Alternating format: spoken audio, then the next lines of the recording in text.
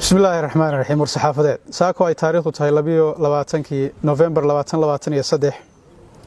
وحنا لك تشيدين يا والصحافة صدح دي معلومات يودن بيه واحد دجان كيله سجد بتجي وفود نبضات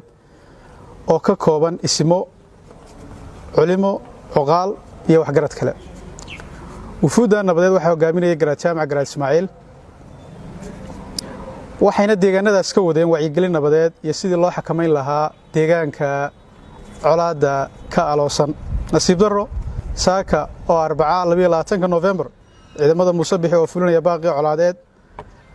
ee u jeediyay gudoomiyaha guurtida Somaliland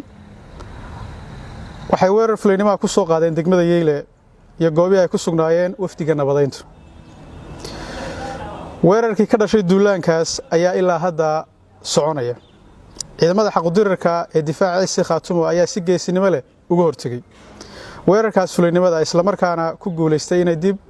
ugu celiyaan goobihii ay ka soo duuleen ciidamada difaaca si Khaatumo ayaa gacanta ku dhigay maxaabiis iyo gaadiid dagaal kuwaas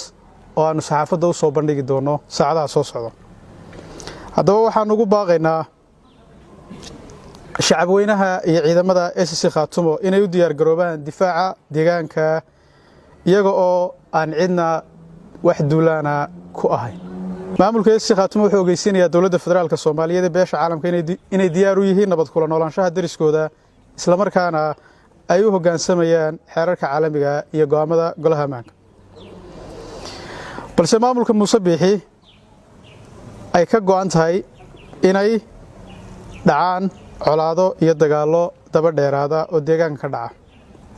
ugu dambeyn maamulka SC Khaatumo wuxuu mar labaad hoosta ka xariiqaya inay u diyaarsan yihiin difaaca ilaalinta nafta dhulka iyo sharafta deegaanada SC Khaatumo dhamaanteed weerar kasta oo ka yimaada maamulka Muusabixi ay ka dhalan doonto cawaaqib xumo aan la mahadin